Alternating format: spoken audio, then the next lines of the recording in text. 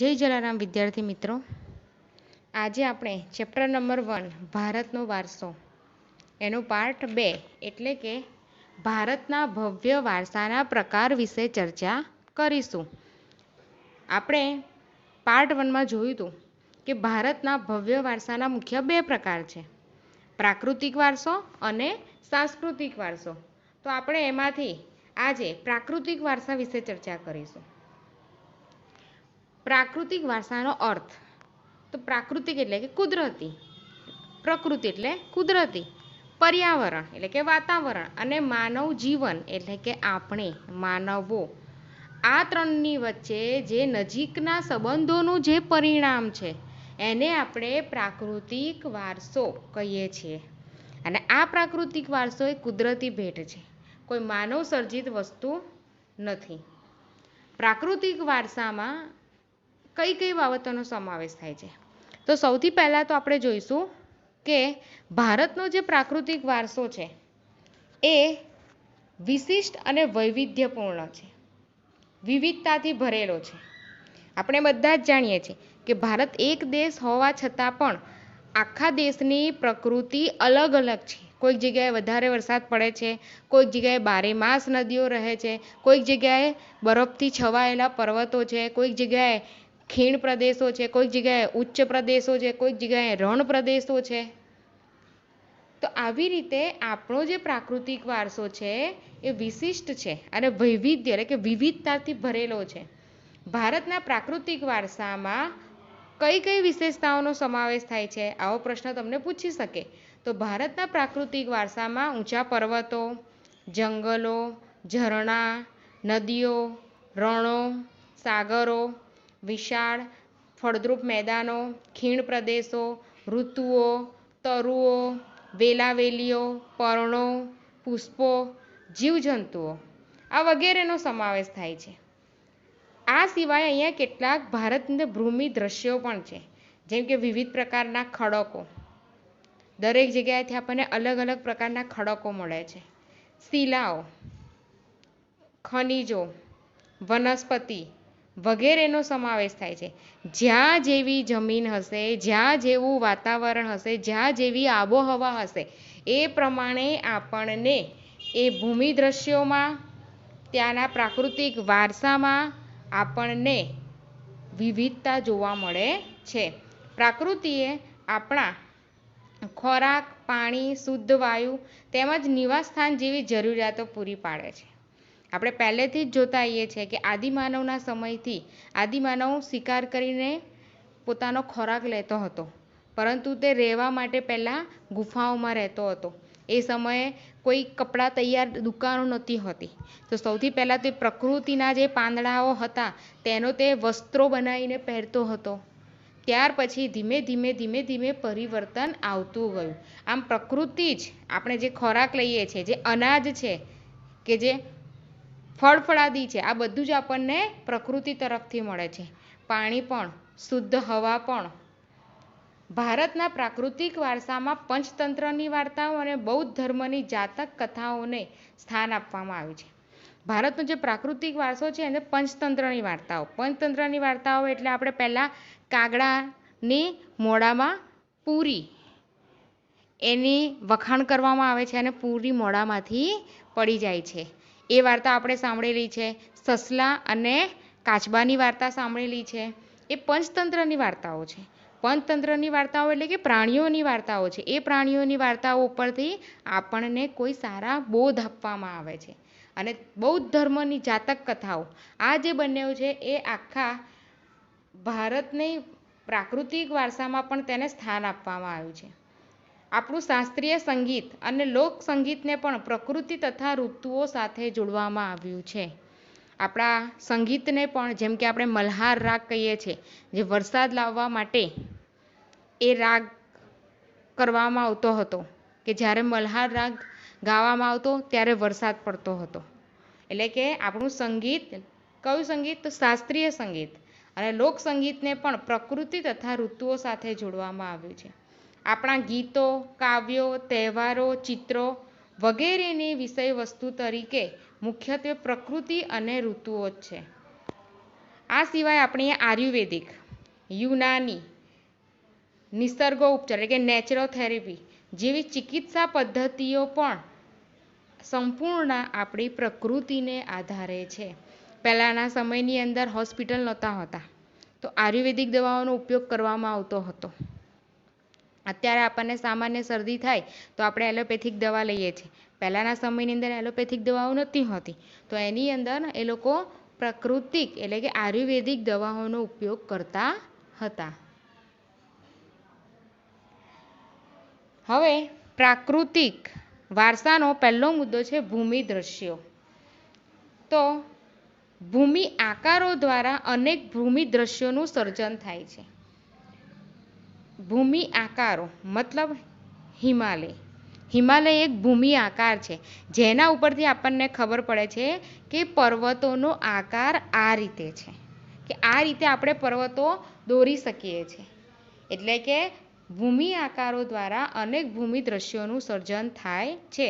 અને દાખલા તરીકે હિમાલય પર્વત એ એક ભૂમિ આકાર છે. બીજું, હિમાલય આપણને અનેક રીતે ઉપયોગી છે. કઈ રીતે? કારણ કે ત્યાં અલગ અલગ પ્રકારની વનસ્પતિ, ખનિજો, અવનવા પશુ પક્ષીઓ અને શિખરો બરફથી છવાયેલા રહે છે. અને આ શિખરો બરફથી છવાયેલા હોવાથી ત્યાંની મોટા ભાગની નદીઓ બારેમાસ પાણીથી ભરપૂર રહે છે. જ્યારે આપણે દ્વીપકલ્પની નદીઓ એટલે કે દક્ષિણ ભારતની અને મધ્ય ભારતની નદીઓ જોઈએ તો એ ચોમાસામાં આપણને વરસાદ જોવા મળે છે, શિયાળામાં થોડો ઓછો અને ઉનાળામાં ઘણી નદીઓ બિલકુલ સુકાઈ જાય છે. જ્યારે ઉત્તર ભારતની એટલે કે હિમાલયમાંથી નીકળતી જે નદીઓ છે તે બારેમાસ પાણીથી ભરપૂર રહે છે. હિમાલયની અંદર તરાઈના જંગલો પણ આવેલા છે. આ સિવાય હિમાલયમાં અમરનાથ, બદ્રીનાથ, કેદારનાથ જેવા યાત્રાધામો અને નંદા દેવી જેવા શિખરો પણ હિમાલયની અંદર આવેલા છે. આમ ભારત માટે હિમાલયનું મહત્ત્વ ઘણું છે. એટલે તમને આ પ્રશ્ન બે રીતે પૂછાઈ શકે કે ભારતના ભૂમિ દ્રશ્યો વિશે માહિતી આપો અથવા ભારત માટે હિમાલયનું મહત્ત્વ કેમ વધારે છે. આગળ બીજો પોઈન્ટ છે નદીઓ. તો પ્રાચીન કાળથી નદીઓ પ્રાકૃતિક માર્ગ પૂરો પાડતી રહી છે. પ્રાચીન કાળથી તમે કોઈ પણ પ્રાચીન કાળની અંદર જોશો તો દરેક જગ્યાએ નદીઓ જે છે એ આપણને કુદરતી રીતે રસ્તો પૂરો પાડતી હોય છે.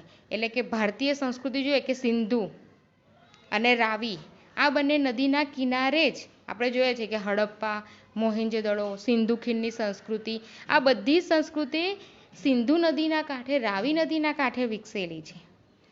જેમ કે આપણે જોઈએ તો સિંધુ, ગંગા, યમુના, સરસ્વતી, નર્મદા, ગોદાવરી, કૃષ્ણા, કાવેરી આ બધી જ નદીઓએ ભારતના લોકજીવન પર ઘણી અસરો ઉપજાવી છે. કારણ કે આપણને આ નદીઓ દ્વારા પીવાનું પાણી, વપરાશનું પાણી, સિંચાઈ માટે પાણી, વીજળી, ખેતી, જળમાર્ગ આ દરેક વસ્તુઓ માટે આપણને પાણીની જરૂર પડે છે. અને આ પાણી આપણને નદીઓ દ્વારા પૂરું પાડવામાં આવે છે.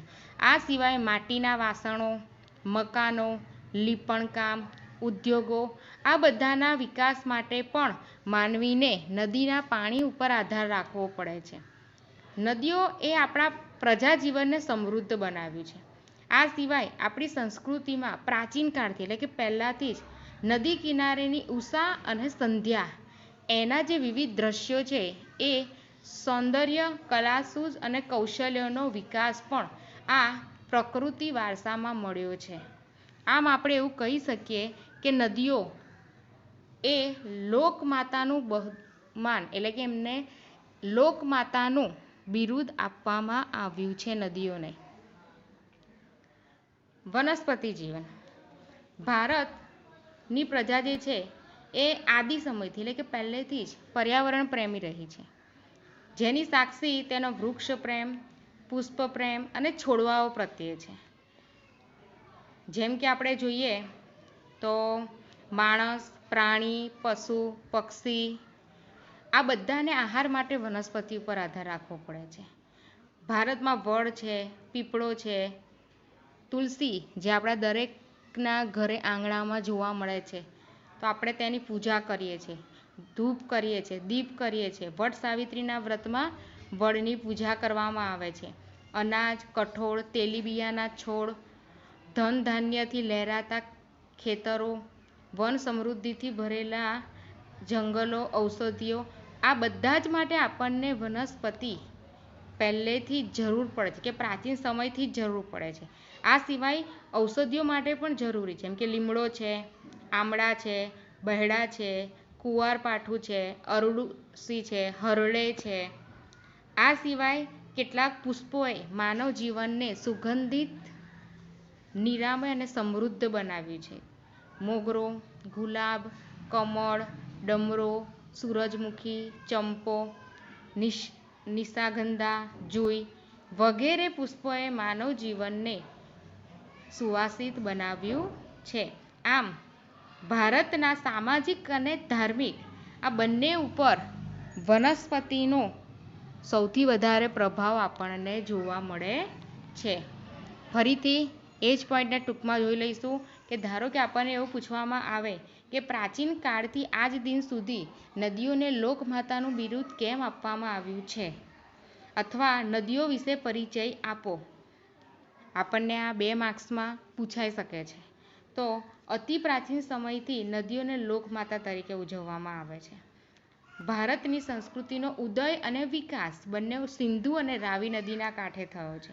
સિંધુ, ગંગા, ધારો કે આપણે સામેના ચિત્રમાં જોઈ શકીએ છીએ, જ્યાં વારાણસીની અંદર ગંગા નદીની આરતી કરવામાં આવે છે.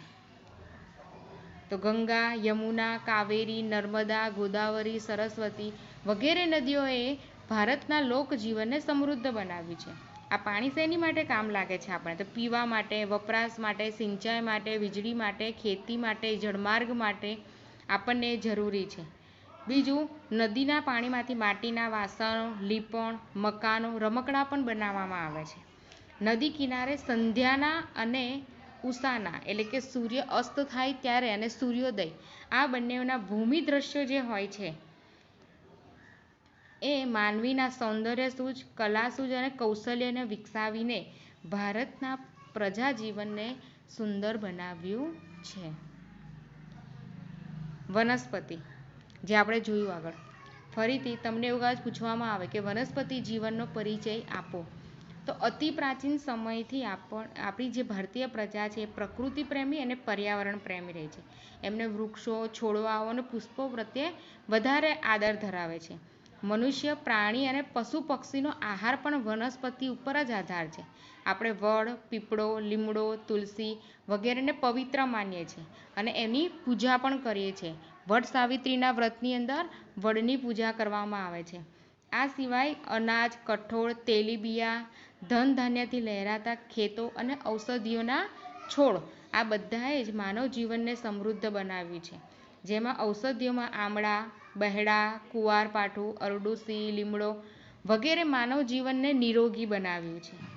અને ફૂલો, પુષ્પો, મોગરો, ગુલાબ, કમળ, ડમરો, સૂરજમુખી, નિશિગંધા, જુઈ વગેરે જેવા પુષ્પોએ માનવ જીવનને સુંદર અને સુવાસિત બનાવ્યું છે.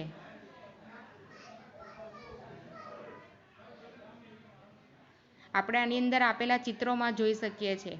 કુંવારપાઠું છે, એના બીજા ચિત્રની અંદર વટ સાવિત્રીનું વ્રત કરતી સ્ત્રીઓ બતાવવામાં આવી છે. પુષ્પોના છોડ બતાવવામાં આવ્યા છે. ઘર આંગણામાં તુલસીની પૂજા કરતા સ્ત્રી બતાવવામાં આવી છે.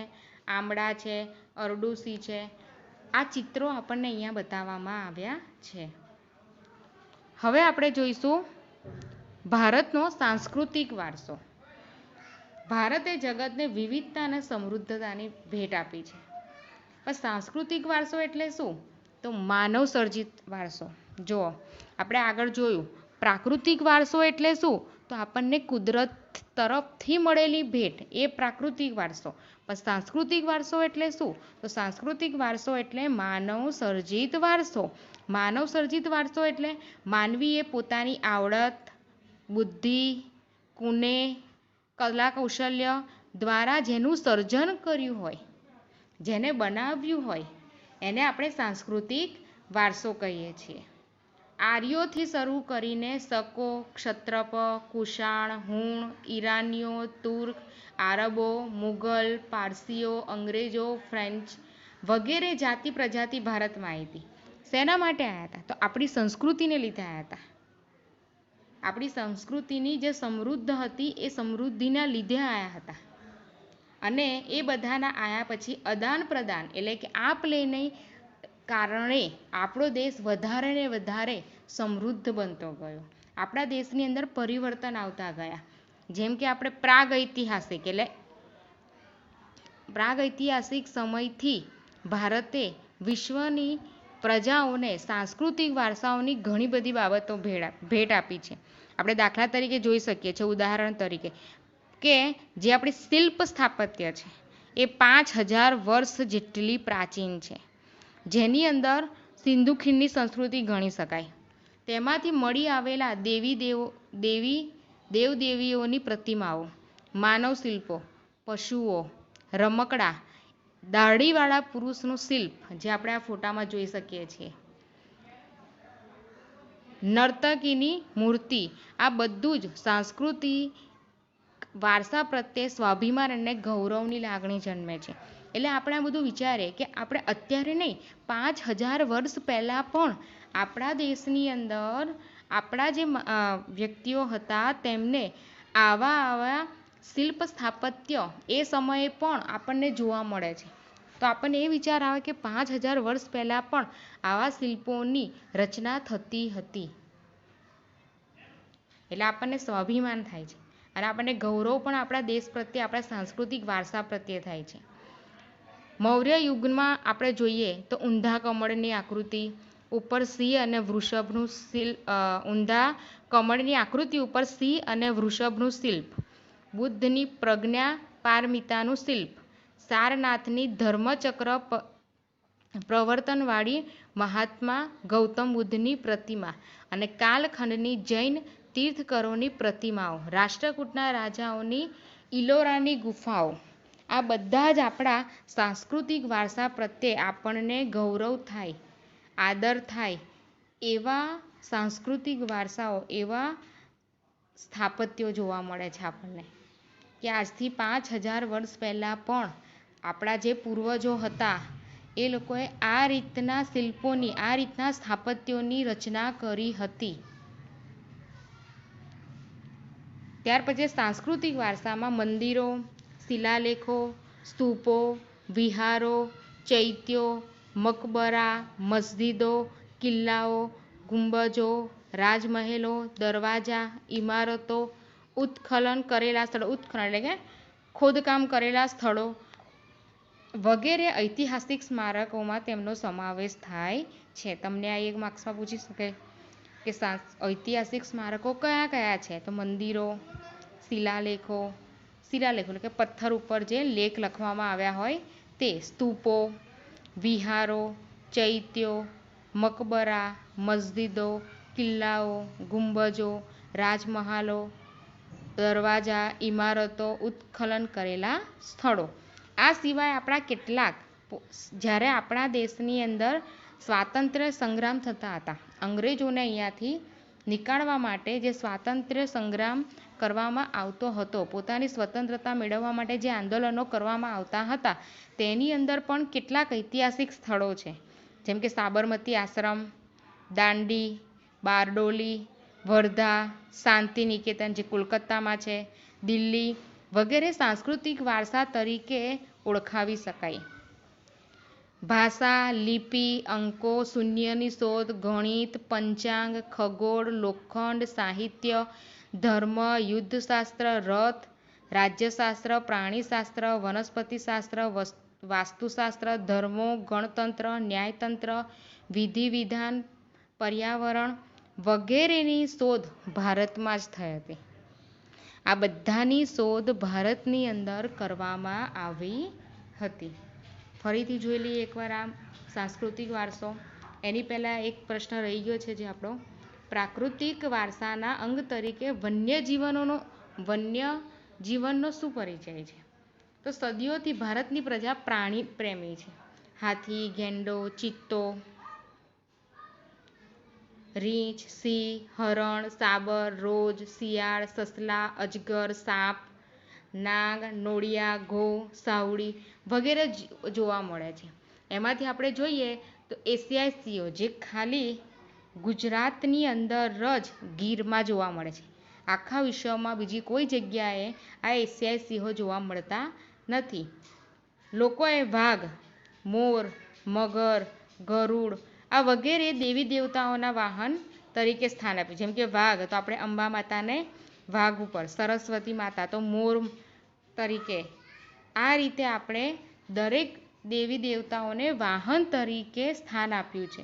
ઇવન આપણા બંધારણની અંદર રાષ્ટ્ર મુદ્રામાં 4 સિંહ, ઘોડો અને બળદની આકૃતિને સ્થાન આપવામાં આવ્યું છે.